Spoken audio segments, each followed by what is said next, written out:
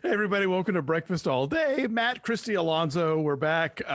We are still in our corners, not so much because we can't hang out, but because Christy and I had to wake up this morning and watch The Conjuring on HBO Max, so that cut into our drive time. But soon we shall be together doing one of these. I can come see you guys next week if you guys can do it next Friday, because Nick's graduation is Wednesday and his little last day of school beach party is Thursday, and like Friday is wide open. Okay. So if you guys want to hang out next Friday, well, the pool's open. I would love it. Let's see what we can make happen. Okay, all right. Because I do enjoy seeing you guys and getting big hugs.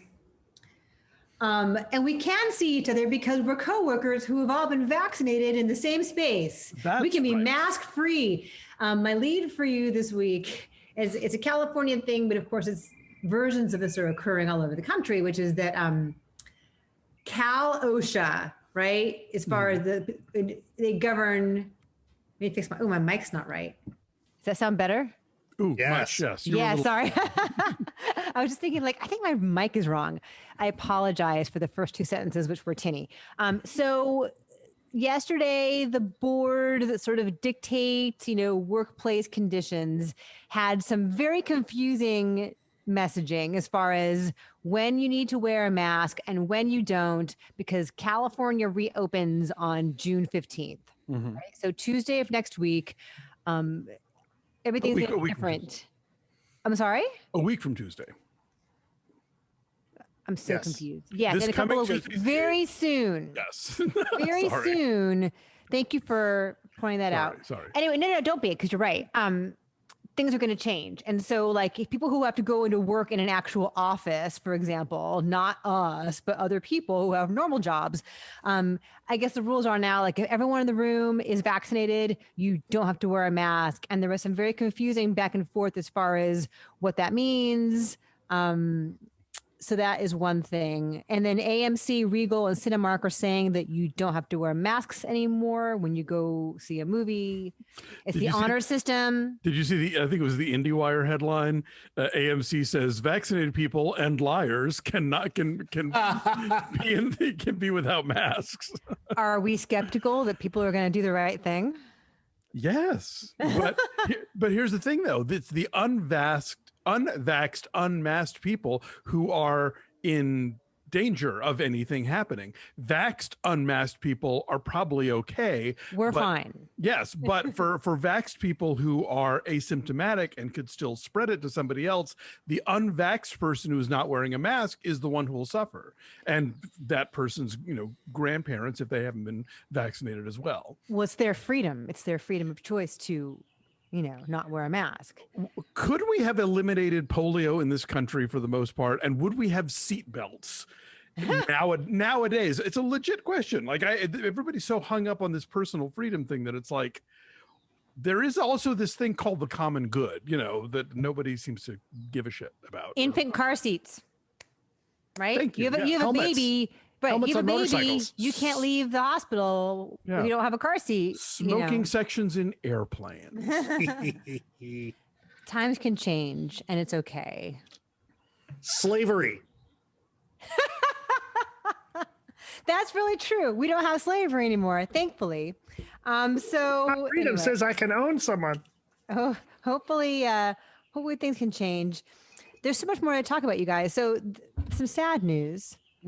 Trump's blog is dead after 29 days. Does that make him what's the word I want here? Loser?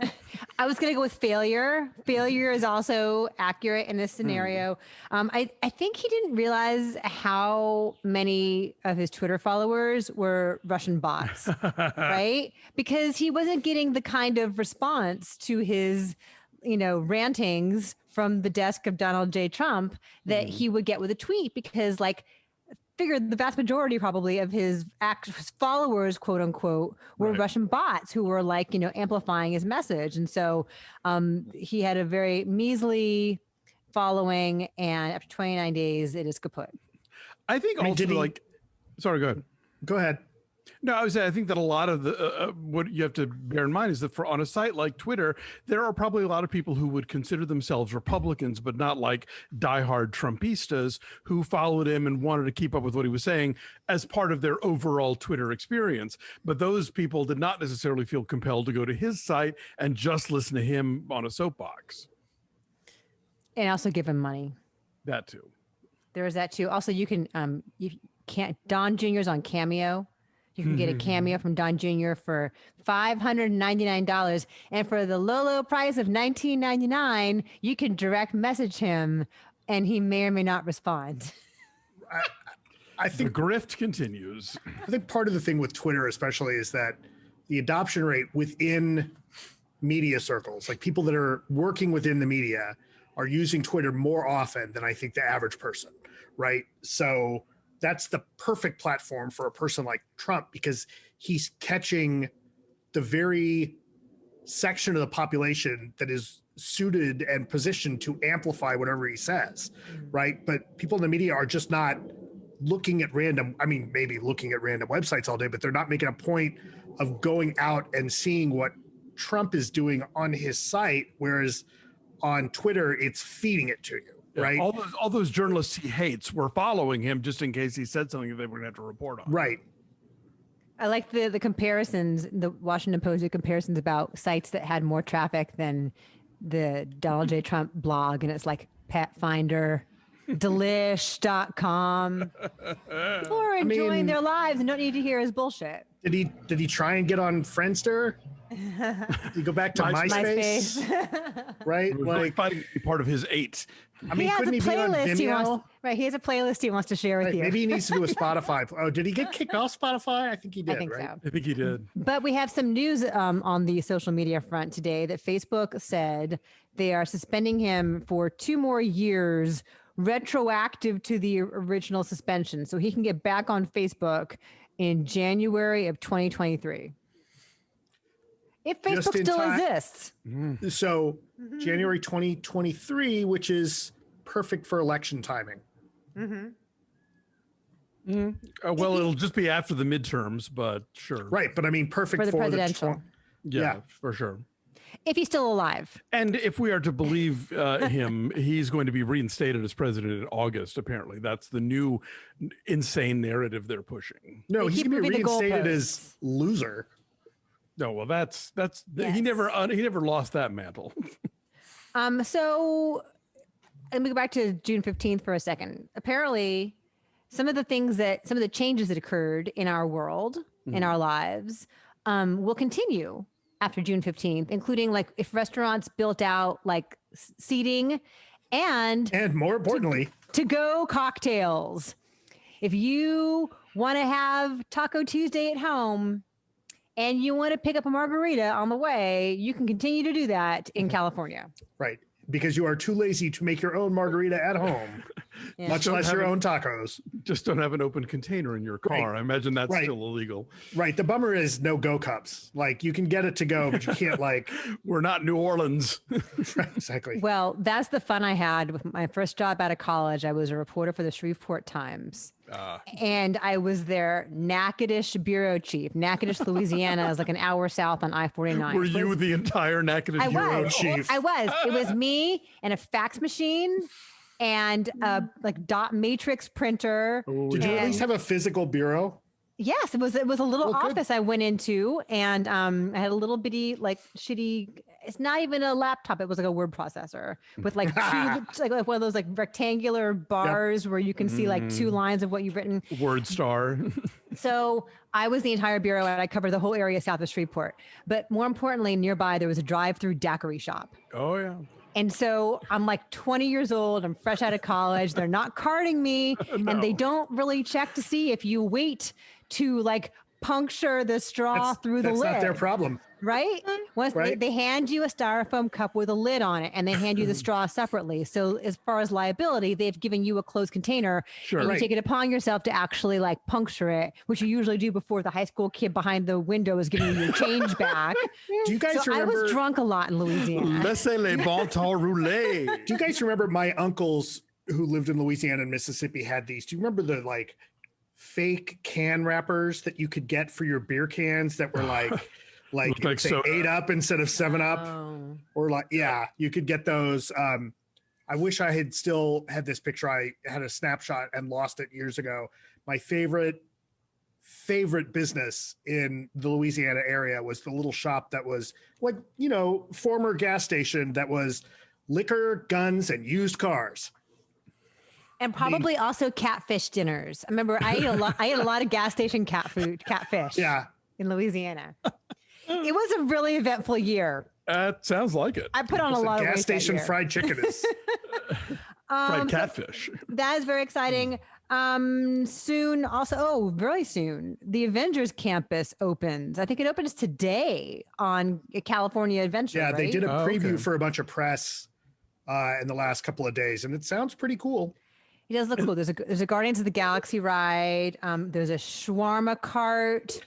The Guardians of the Galaxy ride they'd already done to the Tower of Terror. Yes. There's one new Spider-Man thing where it's like a VR kind of thing, and apparently you're actually supposed to like do this and shoot spiders around the park, and it's webs. motion control, and you're not actually like, you don't have to wear anything. You just kind of do the fake web shooting and it picks it up. Can you say thwip while you're doing it? I don't know. Can you? And speaking of gas station fried chicken, apparently somebody posted a picture of this insane fried chicken sandwich you can get at the Avengers thing. That's like 3 times the size of the little bun that's trying to right. contain. So it's right because it's like Hank Pym and his Pym particles have been messing with foods, and so it was a fried chicken slider where the chicken is big, but it's still a little slider bun. That's really cute. Speaking of Spider-Man, have you guys seen the photo of Andrew Garfield and Jessica Chastain dressed up as Jim and Tammy Faye Baker? Yes. Like unrecognizable. I would never know with Jessica Chastain. Is that crazier than the picture of Lily Sebastian James Stan. and Sebastian Stan as Pamela and Tommy Lee? Yeah. A friend of mine sent me the Baker picture and said, well, there are no Phil Hartman and Jan Hooks. That's true. We have the Can lineup. Yes. And Wes Anderson, Leos Carax, Sean Baker, Oliver Stone, Mia Hansen-Love, Andrea Arnold. Apichatpong Virasethakun. You can tell they skipped a year because like all the heavy hitters are Francois Ozon. I believe I read that they had a record number of female directors in competition. I think Still not that many. It was like 4. Way to go, baby guys. steps. Way to go. It's a lot. Also, in film news, the Paw Patrol trailer came out.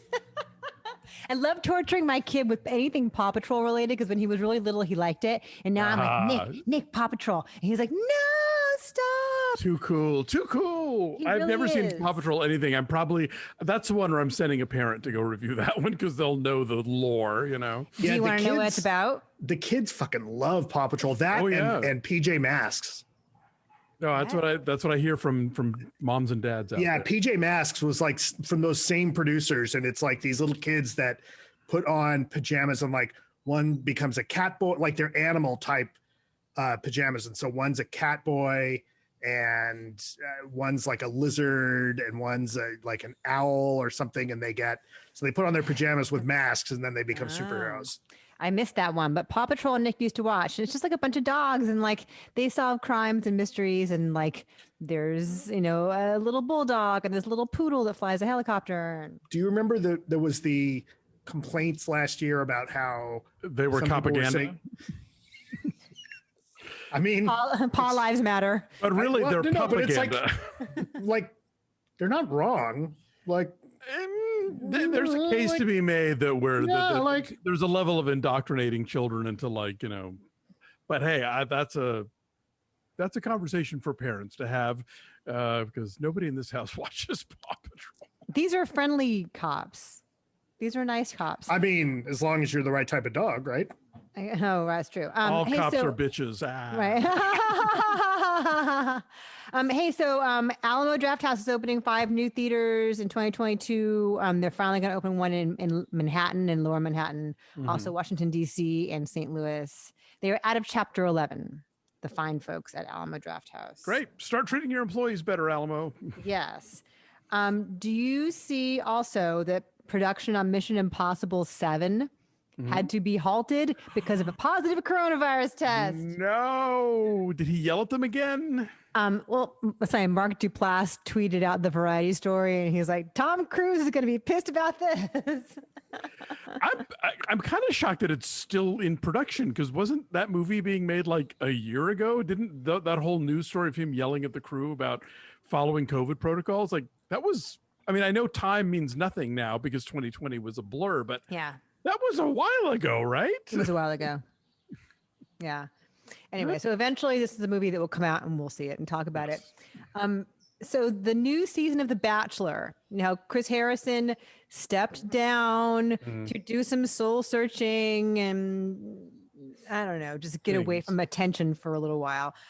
So with Bachelor in Paradise, they're going to use rotating comedians as the hosts, including David Spade.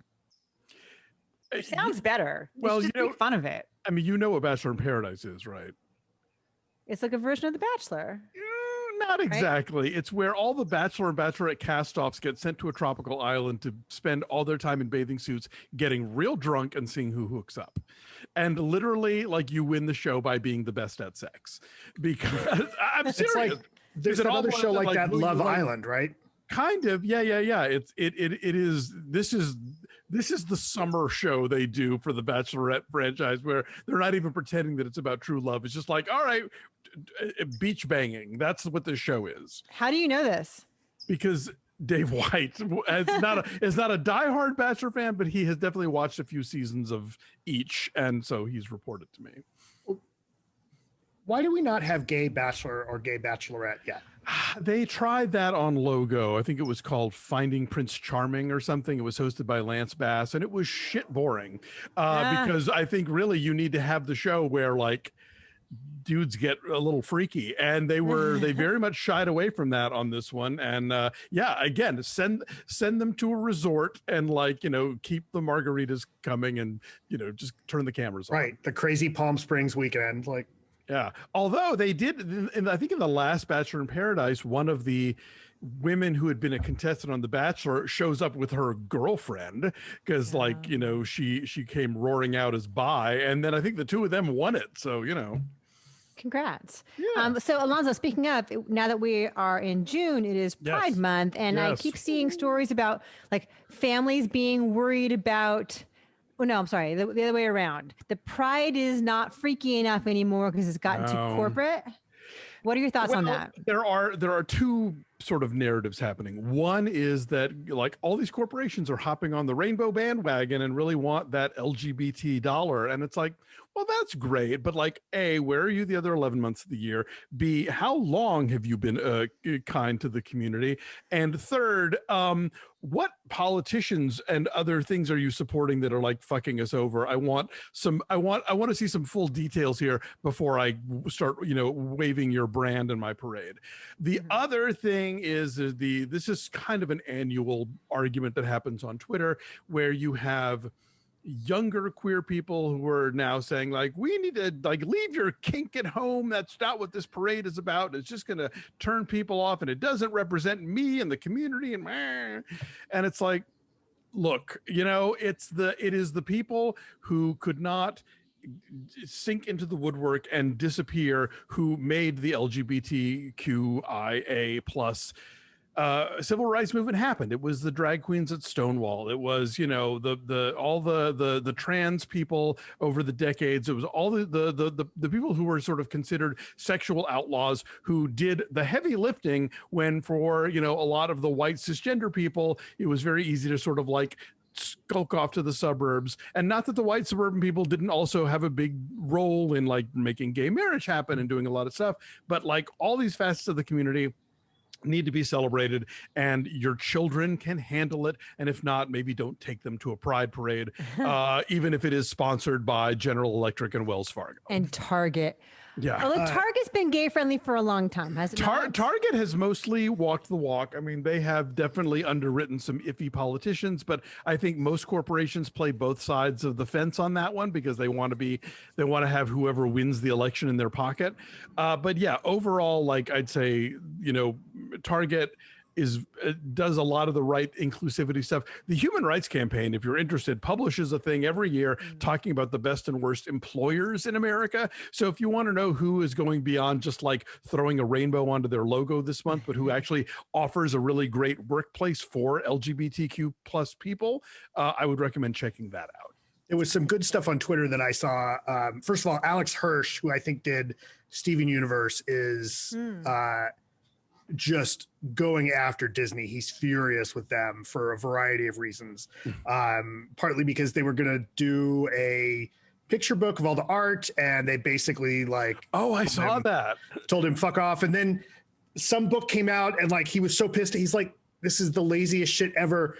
One of the images that he shares still has it's a screenshot, and it still has the little the QuickTime controls box over the screenshot that somebody took. It's terribly done. But he's also talked about, Disney's policies in spite of them trying to act how friendly they are. Like, here's some of the stuff that's happened, as well as there's that recent lawsuit from one of their executives. There's also a good Twitter thread that was evil, fictional evil corporations with pride logos, like how many consumer products, and from RoboCop or Weyland Yutani or Palpatine's Galactic Empire.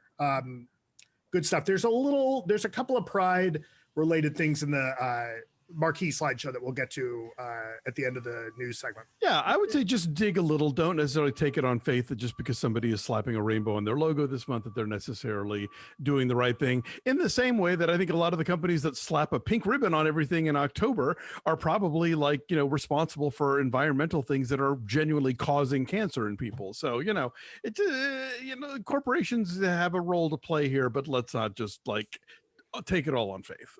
So we have gone off on a tangent here, but I want to go back to hot people having sex news. Oh, please. For a second. That's the most important. Always the subject. We have more Bennifer news. Did you see the photos in the New York Post of Ben Affleck leaving Jennifer Lopez's house in the morning? Did he have the hair? He had the hair, but he also had just the smirk on his How much shit do you think she gives him about that back tattoo, though? Oh, that'll take a long time to get rid of that.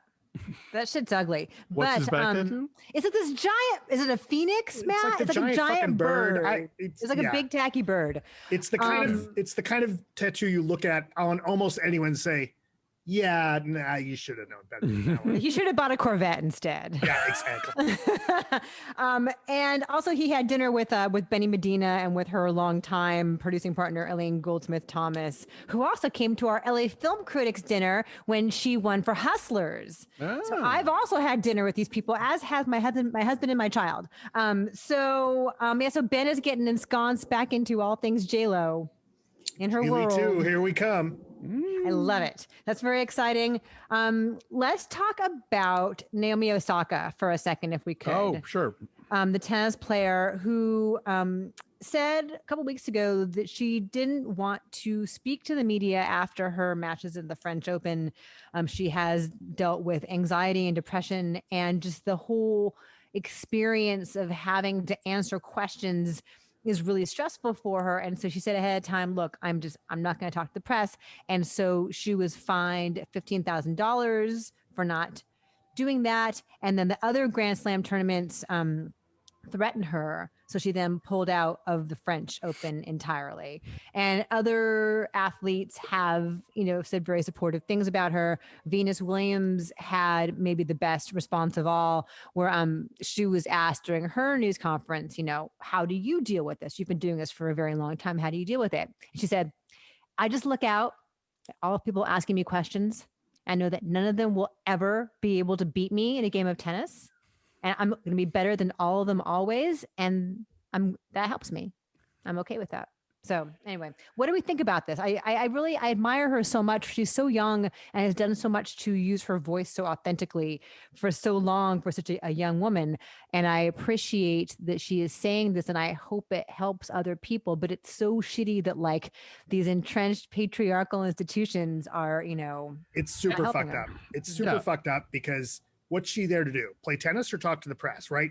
I mean, I know that there are people who will know more about this, but Tiger Woods had a fraught relationship with the press, and he wasn't great at the press conferences. And you didn't hear this kind of blowback. You know, I mean, yes, there was blowback because he was a black kid that was playing really well in a white environment. But yeah, this is fucked up. And honestly, good for her. Like, she should step out. And it just, I mean, it makes the organizers of the French Open look worse. It just makes them look shitty. Does anything of value come out of these press conferences? Like, is anything revealed that is like earth shattering? Like, who gives a shit? Just want to talk to the media. Shouldn't have talked to the media. And in other industries, I think this would be like, you know, how did Greta Garbo have a career, for Christ's sake? Like, she actively shunned all publicity, and she was one of the biggest movie stars in the world. And I think that, you know, I think people should be allowed to, whether they're trying to develop a mystique or they're grappling with genuine mental health issues, if they don't want to, if they show up and play the game, which is the thing that they're there to do, the rest of it is just filigree. So yeah, it's appalling. Jason Gay, who is a sports columnist for the Wall Street Journal, who did an episode of the Lance Armstrong thing with me last summer, did a really thoughtful column on this. He's a really smart guy. And he said basically that it's a courtesy for them to do this for journalists. They don't owe this to us as journalists. And as a journalist, you should find ways to get the information that you need. That's your job, as you know. So the nicety of showing up into a little conference room afterward and asking questions, like, they don't have to do that for you. And so find other ways to get what you want. To answer your question, Alonso, does anything of note ever come of it? I mean, maybe, in that you can ask somebody, you know, what was your mindset at this particular point in time? You know, when you were up, whatever the score was, like, what were you thinking? And maybe that's helpful. But Jason Gay also pointed out that not everybody is good at this immediately. And people who are quote machines now might have been really reticent in the beginning, and they had to find their voice. So maybe someday she'll get comfortable with this, but she's not now, and that should be all that matters. I'm just thinking about Kevin Costner in Bull Durham giving Tim Robbins all that nonsense, like, oh, we came to play the game and we gave it 110%. It's like, you know, it's just, who cares? Sometimes you win, sometimes you lose, sometimes it rains. Exactly. Special That's guest right. making an appearance, Sabrina the dog. Oh, hi, Sabrina. Is she coming? Where's Sabrina? Where's my dog? My dog might be in the crate. Oh, Sabrina. Hi, Sabrina. Oh, hi, girl. A couple more things I want to mention. Did you also, since we're in sports world here, did you see this whole thing that happened with Vanessa Bryant with the shoes that she designed for Gigi? You saw that, Matt? So Vanessa Bryant posted on Instagram that she had designed these shoes in honor of her daughter, Gianna, who died in the helicopter crash with Kobe. And she never actually ended up going into production on them because she did not re-up with Nike. The contract that Kobe Bryant had with Nike, she did not re-sign that. She wanted to do her Mambasita line her own way. Somehow, someone at Nike actually made at least one pair of these shoes, because there's a picture out there of someone holding up the shoe, and it's like black with a big white Nike swoosh on it. And it's got the M with the wings, the Mambasita logo with Gianna's number on the back of it. So someone somewhere down the line manufactured the shoes that Vanessa Bryant herself never actually okayed. Did they manufacture? Is that a demo, like mock-up of the shoe, or is that a full? I don't know. Like, I mean, they're not like advertising. No. No. It was like someone just happened to have a pair of them, but a pair of them exists in the world when they shouldn't. That's weird. You know, and they posted it on Instagram. Like she never even got to the point with Nike where they were even beginning to manufacture these shoes, because she just designed it. And somehow the design. Nike did something gross. I'm not saying Nike did. I'm saying somebody at Nike did. Somebody who works there somehow got a hold of that design and made at least one pair of these things. And then somebody else was shitty enough to post it on Instagram. Stop being shitty, everybody. Stop it. Let me tell you couple more little things here. The Queen Mary is in danger of sinking. No. Legendary ship in Long Beach.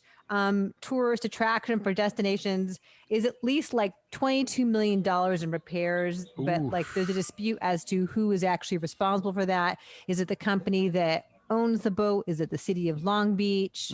I've never even been to the Queen Mary. Have you? Exterior for the Poseidon Adventure. Oh, was it? Yeah, I've actually, been there. It's pretty nifty. several years when I did the Avon Walk for breast cancer, it would begin and end at the Queen Mary. So yeah, it's a cool thing, and there's like a battleship next to it that you can also Russian submarine. There's an old Soviet submarine I think that's next to Right, it. and the Spruce Goose used to be out there, though I think it's been moved. But there used to be so. a big hangar with the Spruce Goose. Yeah, it's my immediate thought is, all the jokes about owning a boat, right? Like it's a hole in the water you pour money into. Best day, your two best days are the day you buy it, the day you sell it. So owning, keeping up with the Queen Mary, it's those problems times a billion because it's this giant thing. Yeah. Just sitting there, rusting. The company that owns the boat had intended to make these repairs, and then COVID happened. Right. So like, I don't think that an enclosed space like that is where you want to be in the middle of a pandemic. But now that things are opening back up again, like it's in such bad shape, it's in such danger of sinking and needs such dramatic repairs that like it will take a lot to get it to be boardable. Right. And it would be one thing if they had put it in dry dock or something, right? But I mean, like that thing's been sitting in the water for a long time and things corrode. Well, it would be a shame if they let it fall apart because it's a cool thing. There you go. I have two people to talk about who have died in the past week. B.J. Thomas, singer-songwriter, who did Raindrops Keep Falling on My Head, as well as Hooked on a Feeling. Yes. Right? He did the original. Yeah. Well, then the Blue Suede did the version that we know from Guardians, for example. Gotcha. But I think he wrote it, right, Matt? He did the original of it? Yes. Okay. Yes. And apparently Dionne Warwick recommended him to Burt Bacharach to do Raindrops Keep Falling on My Head because they originally wanted Ray Stevens, who opted out and recorded Everything is Beautiful instead. So in its own way. Also, Gavin MacLeod has left us. Yes. Captain Stubing, speaking of boats, Gavin MacLeod dead at 90. Which means of the original Mary Tyler Moore Show cast, the only ones left are Ed Asner and Betty White. But they're both hanging on. Did you see Asner's tweet about that? Yes, I said. I thought I sent it to you guys. It's heartbreaking. Yeah. What did he say again? It was very sad. Like, I'll be seeing you soon, basically. Right. It was like, just you and me, Betty. I'll be seeing the rest of you guys soon. That's so sad. I met Ed Asner at the USA Film Festival a couple of years ago, and he is sharp as a tack. How old is he? 91, 92. Okay. But yeah, he was there with a documentary about his life, which is fascinating. His life, the documentary is okay. But yeah, he's like, and I follow him on Twitter. He's like on top of things. He's a tweeting machine. Yeah. So Gavin MacLeod, I guess, became a born again Christian later on in life. Yes. And, but everyone who worked with him on Love Boat loved him and thought he was just a fun guy. And I guess he had originally read for the Lou Grant role, right? I think so. Yeah, he was. But then they were like, they found the right place for him. Right. Somebody posted they said like Gavin MacLeod's rarely discussed noir period, and it was a clip from I think like I Want to Live with where like Susan Hayward, and he calls her like a hopped up slut or something. It's like, whoa, Gavin MacLeod. One of the many Susan Hayward alcoholic movies. Exactly. Also, I want to mention a thing I did last night that was kind of cool as part of the Film Week and Chill series. We used to do these things where it's like we'd show a movie at the Ace Hotel Theater and then have a Q&A on stage afterward, and they'd broadcast it on KPCC. But we do things on Zoom now. So last night I got to help with a panel about Airplane. Oh, fun. We talked to both Zuckers and Jim Abrams. You can't be serious about that. Yes. And we talked to Robert Hayes and Lorna Patterson. I know I am serious, and don't call me Shirley. Thank you. Sorry, I left you hanging there. Sorry. Lorna Patterson, now Lorna Lembeck, who is a cantor in the Valley. Wait, is she married to Harvey Lembeck? She's married to Michael Lembeck. Michael Lembeck. Oh, Captain Cool. Yes, son of Harvey. Yeah, I used to work with Michael Lembeck way you back. Did? When I was a production assistant on Major Dad, and he directed most of the episodes. Yeah, he directed Connie and Carla, and I think now does a lot of like TV movies, including Hallmark films. He directed a ton of television. He directed a lot of Friends episodes. But isn't he directing the upcoming the Lindsay Lohan movie? Oh, for Netflix? I think he might be, actually. Yeah. I think he might be. Interesting. Anyway, so Lorna Lembeck, A Canter in the Valley. Also, the casting director, Joel Thurm, who also was the casting director on Grease. Oh, wow. And it's fascinating to hear stories of like who all might have been in this movie. Like they looked at Caitlyn Jenner and David Letterman for the role of Ted Stryker. Wow. And can you imagine that? I could see that because Jenner was Airplane and Can't Stop the Music came out the same year. Right. And there was at least one or two other things that Jenner was doing. Like definitely she was trying to make the jump into movies and TV. Yeah.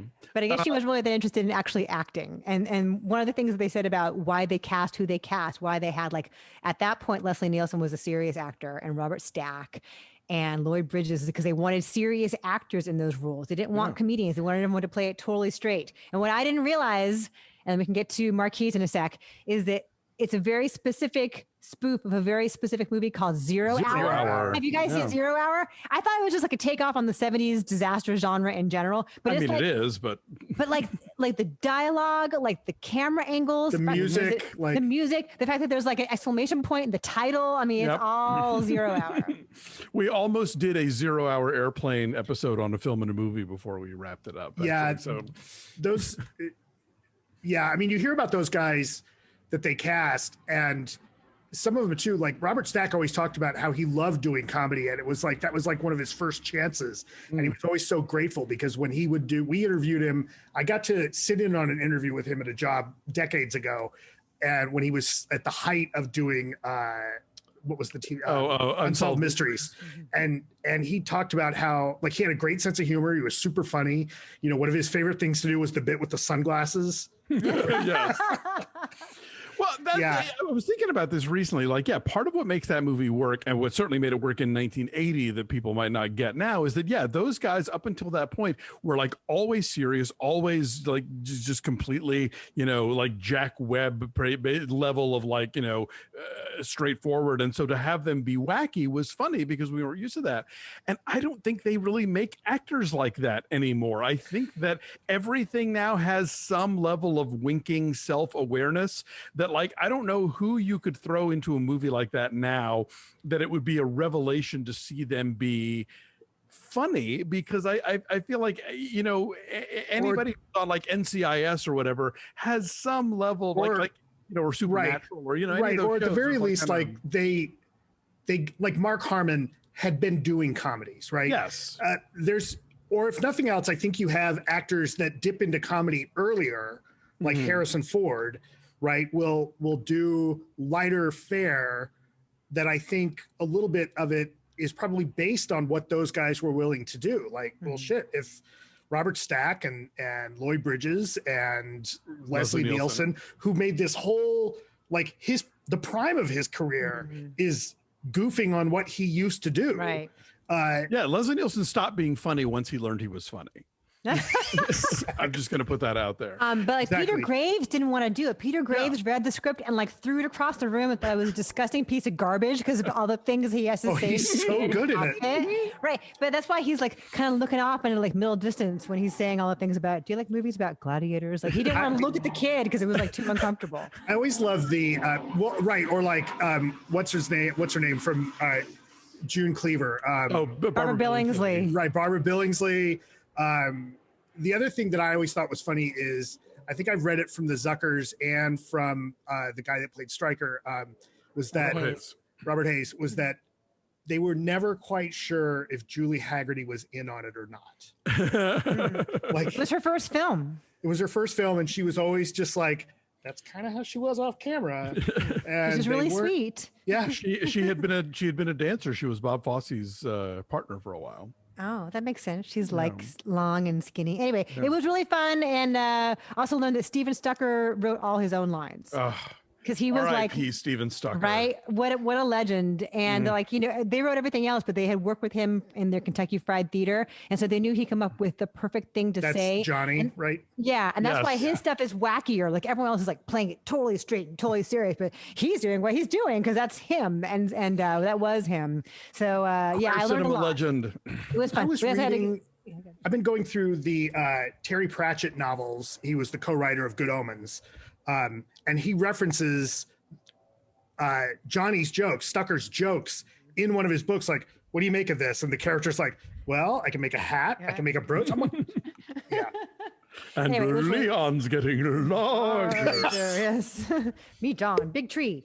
So anyway, he's a legend. And so it was a really fun talk. It'll probably be on YouTube somewhere at some point, but I learned a lot. And I also got to ask David Zucker, who is now very conservative. The time-honored question, could Airplane get made today? He says no. Did he blame it on cancel culture? He didn't use those words, but he said that like studio execs are just afraid that like that kind of comedy could get written, but that people making the decisions wouldn't be willing to do. Oh, I think you could make Airplane today. I think you totally could. I think you could make it as an indie. I don't think Paramount would make Airplane today. And he said the reason that Paramount was willing to do it was because Michael Eisner was then in charge of Paramount and he was a creative person and not a business side person. Anyway, it was very illuminating. It was fun. Anyway, do some marquees, cool. Please. That's very cool. Okay, our first picture today, actually, we have a group from Daniel Williams, who is in Knoxville. And he has been going back to the movies like a lot of people. So Daniel Williams went back to the local cinema for the first time last week to see, on our recommendation, Riders of Justice. There are about a dozen others at the screening, all masked / distant / respectful, and lots of laughs. He enjoyed it too. Going back this weekend for Scarface, which will be showing at Central Cinema. It's only a few years old. They're rebooting the building that was originally a silent movie house built in 1916. So you can see this is one of the doors to it. And then that's the old version of it, the Joy Theater, built back in 1916. And then this is inside the theater, which, looks like a nice theater. Some of the art they have up to, some of the stuff that they're doing, they will be doing a De Palma-rama, which is how you should now call any film festival or any kind of revival of De Palma filmed films. in De Palma-rama. That's right. Scarface will be showing this weekend, Carrie, then Blowout, then Body Double. So if you are in the Knoxville area, check those out. Also, this is their note. You don't really have to wear masks anymore. It's a picture of Al Pacino and Scarface saying, say goodbye to your little friend. Masks are now optional for fully vaccinated customers. They had fun with their graphics. They certainly did. Next up is a picture from Eric. Oh, this is also one more. Show us your Vax card and get a free button. And it's a picture. Oh, funny. Right. One of them's from Reanimator and the other one is that from Audition? I believe so, but it's two people holding syringes. Right. Have you guys, while we're talking about Reanimator, have you guys on KCRW, they have that doctor that sometimes comes on and talks about getting vaccinated and wearing masks and stuff. And to me, he sounds a lot like Herbert West. Herbert West. And I'm like, I don't know that I'm going to take vaccine advice from the Reanimator. Plunge it right into your severed head. Right. Okay. So this picture got sent to us by Eric Robinette, and it's a little sad, actually. Thought this might be interesting for Marquees. Eric writes, he says, the closed Danbury Dollar Saver south of Dayton, Ohio, which will not reopen. Marquee is frozen in time. With the collapse of theatrical windows, the second run market is gone. Sorry, he says the quality is not great. He was passing it on a bus. And the movies, it's a 12 screen house. They're playing Just Mercy, Knives Out, 1917, Gretel and Hansel, The Turning, Spies, Underwater, Photograph, Doolittle, Gentleman, Parasite, and Playing with Fire. That second column almost is one movie, right? Spies, Underwater, Photograph, Doolittle, Gentleman. This is a truly random cross-section of movies here. I don't even remember what some of these were. What was I don't The Turning? remember The Turning either. It sounds like a horror movie. Or Playing with Fire. That was The Turning, if I remember correctly, was It was the turning of the screw, right? That was the one where. Oh yeah. Yeah. Playing with Fire is like very slapsticky, kid-friendly comedy with that John crappy Cena. Yeah. John Cena is a yeah. firefighter. Oh, right. And Spies? I don't know what Spies The is. short for something else? Oh, I bet it's that cartoon with Will Smith and Tom Holland. Oh, yeah. Like Spies in Disguise or something. Oh, yeah. I guess they ran out of letters. Mm. Yeah, so that's it. Photograph was a good movie, wasn't it? Very, yes. Yeah. And best picture Parasite. winner, Parasite. Also, Parasite. I think we are going to probably see it really hard for the dollar theaters to come back in business with the collapse of the windows. So, Sure. Geoff Swanson, who always sends us pictures of the Parkway, sent us this picture. This is from the Parkway's own Twitter feed. It's gorgeous on the inside too. Right. They're asking, what movie do you want to see first at the Parkway? He says they're asking what movie you want to see here in Minneapolis. Any choices? Also, they're gearing up for Pride Month with a string of great LGBTQ artists. And this is their logo that they've done for Pride Month of the Parkway. Nice. So speaking of Pride stuff, this is not movie related, but I added this picture. One of the games I play a lot is this racing game called Forza Horizon, and they use a lot of real cars, and they will sometimes add new cars that you can download. And they gifted the company that makes it has gifted everyone a car for Pride. It's a little Ford hatchback with a Pride livery, and I think that's actually pretty fun. So I was worried it was going to be a Mazda Miata. I was a little surprised that it wasn't, but yeah. Play something that Austin Powers would drive. It's very like groovy and rainbow colors. Psychedelic, yeah. Right. The easy joke would be that it needs to be like a Subaru Forester with the lesbian flag on it. But yeah, you know, that's a hot little car in the game. So thank you to not Traveler's Tales. Turn 10. Thank you, Turn 10. Okay, next picture. This is from Marlon Wallace. And he says the narrow expanded cinema has a soft opening on June 3rd, opened in 1936 in Norfolk, Virginia. It's a one-screen movie palace with old 35 millimeter projectors, as well as a digital one. They're showing classics like Casablanca and Back to the Future, along with Nomadland. Nice. I agree that Back to the Future is a classic, and I hate that a movie I saw in the theater. Yeah, right. It's funny that it's the, for those who are listening and not watching, it's the Narrow Naro theater, which is either someone's name or whatever. But if you tell people I'm going to the Narrow theater, I'm immediately thinking it's only 4 seats wide. Right, exactly. It's the opposite of Cinerama. Right, it's on half a projector. Exactly. So that's it this week. Great. It's on postcard box. Great. 5 millimeter. There you go. Thanks everybody for watching and listening. However it is this came into your life. We appreciate it. Like this video, subscribe to our YouTube channel. Check us out at BeFastAllDay on social media. And of course, check out our Patreon page at patreon.com/BeFastAllDay. We'll be wrapping up our coverage of Barry Jenkins' The Underground Railroad, still talking about The Handmaid's Tale, and only our subscribers are getting to vote right now in our monthly Off the Menu selection. We have popped up 6 recent LGBTQ films that are streaming in various platforms, and one of them we will review on the show based on what our subscribers vote for. So if you want to be one of those subscribers, head to patreon.com/BeFastAllDay. Have a good week. Take care of yourselves and each other. We'll see you next time.